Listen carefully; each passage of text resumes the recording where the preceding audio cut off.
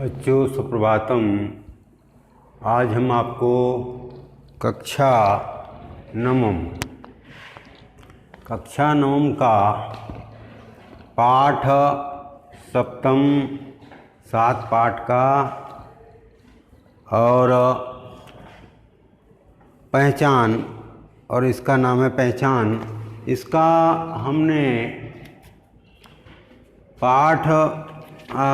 पाठ भाग मानी 3 तक पढ़ा दिया है। अब इसका चौथा पाठ विहनलला इता इता कुमारः नेष्यति, यहाँ तक इसको अभी पढ़ेंगे। और फिर 5वां पाठ है उत्तरा तात अविवादे और लास्ट तक। तो इसको ज़रा ध्यान से पढ़ें, समझें। विहनलला इता इता कुमारा, अरे विहनलला कहता है कुमार इधर आइए, इधर से आइए। ऐसा महाराजा उपसरत कुमारा, यह है महाराज, यह महाराज हैं। कुमार समीप जाएं। उपसर्प कुमारा हमारे कुमार समीप जाएं।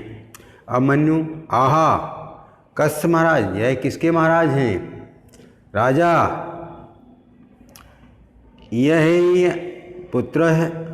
कथम न माम अविवादस्यति आगतम, राजा मन में सोचते हैं कि यह पुत्र मेरा अभिवादन नहीं कर रहा है। अहो उत्सुकता खलवयम क्षत्रिय कुमारा, अहम अस्य दर्प प्रश्नम करोमि प्रकाशम अथ केनायम गृहीत। आओ आओ पुत्र, मुझे प्रणाम, अभिवादन क्यों नहीं करते हो? अपने आप से, अरे यह निश्चय ही यह क्षत्रिय कुमार है। क्षत्रिय कुमार गर्व से युक्त है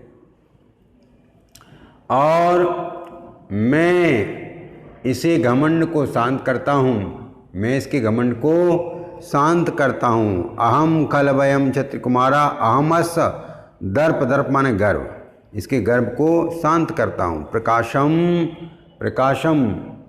प्रकट रूप में। अथ केनायम गृहीत, अच्छा किसने तुम्हें पकड़ा है? भीमसेन महाराज मया, भीमसेन कहते महाराज मैंने। अभिमन्यु अस्त्रेण भी दीयताम, निहत्य होने पर, शस्त्रहीन होने पर। भीमसेन शांतम पापम, पाप शांत हो। धनुस्तो दुर्बले एवं गृहीते, धनुष तो दुर्बल लोगों का हथियार है। मम तो भुजई एवं पैरणम, मेरी तो भुजाओं के द्वारा ही, मैं अपनी बाहों के द्वारा ही, भुजाओं के द्वारा ही प्रहार कर लेता हूँ। धनुष तो कमजोरों के द्वारा ग्रहण किया जाता, मेरी तो दोनों भुजाएं ही पैरणम हथियार हैं।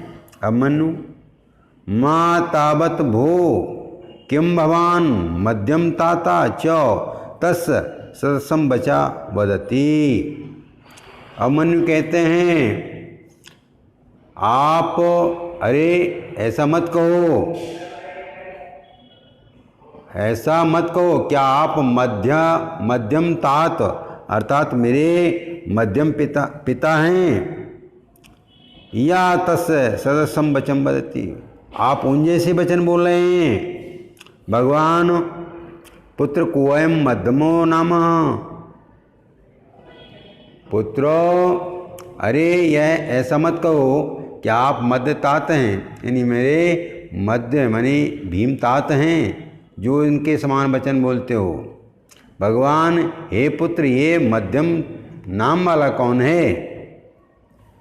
अभिमन्यु यो यत्वा जरासंधस्य कंठ क्लिष्टेन बाहुना असह कर्म तत्कृत्वा नीता कृष्णो अतरताम। अभिमन्यु सोचते हैं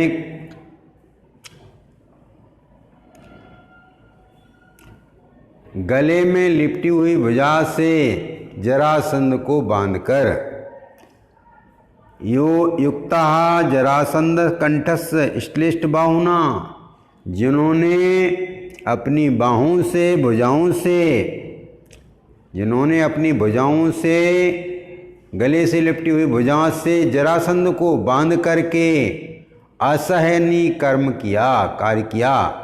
श्री कृष्ण जी को भी उनकी अयोग्यता को पहुंचा दिया था।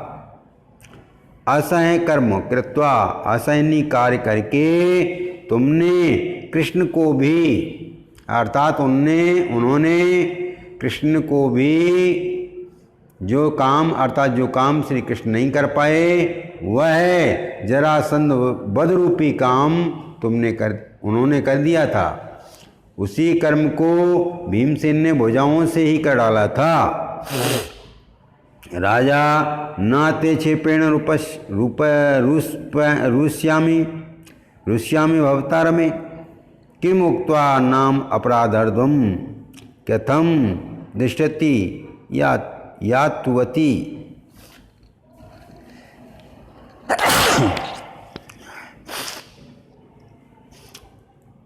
राजा कहते हैं, तुमने निंदा युक्त वचन से मैं नाराज नहीं हो रहा हूँ। तुम्हारे निंदा युक्त वचन से मैं नाराज नहीं हो रहा हूँ।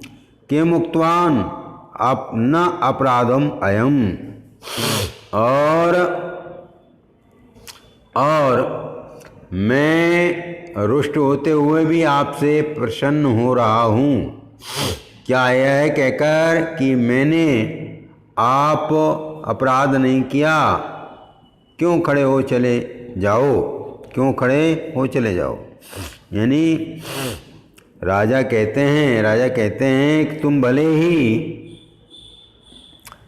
न चेत प्रेण रुष्यामि, जो कठोर वचन बोल रहे हैं वो उनसे मैं रुष्ट नहीं हो रहा हूँ। तुम्हारे निंदा युक्त वचन से मैं नाराज नहीं हो रहा हूँ। रुष्ट होते हुए भी आपसे मैं प्रसन्न हो रहा हूँ। क्या यह कहकर कि मैंने आप अपराध नहीं किया, क्यों खड़े हो चले जाओ। अमन्यु यद्ध अनुग्रह, जैसी आपकी आज्ञा हो। यदि मैं अनुग्रह के योग्य हूँ तो पाद्यो उदाचारः क्रियतां निग्रहोचितः बाहुभ्यां माहितं भीमं बाहुभ्यं नेष्यति। यदि मैं अनुग्रह के योग्य हूँ तो दंड उचित मेरे दोनों पैरों में बंधन डाल दीजिए। पाद्यो उदारा, यानी दंड उचित हो तो मेरे दोनों पैरों में क्या करिए, निग्रहोचित, न्याय उचित तो मेरे पैरों में बंधन डाल दीजिए। बाहुभ्याम भीमा, मुझे दोनों भुजाओं के द्वारा लाया गया। बाहुभ्यम नेष्यति, भीम दोनों भुजाओं के द्वारा ले जाइए। इसके बाद अगला आता आपका पाठ भाग 5। तब उस समय इसके बाद प्रवेश होता है उत्तरा का। तात अविवादये, तात को प्रणाम। उत्तरा, राजा आयुष्मान भव पुत्रो, दीर्घायु हो पुत्रो, पूजता कृतकर्माणो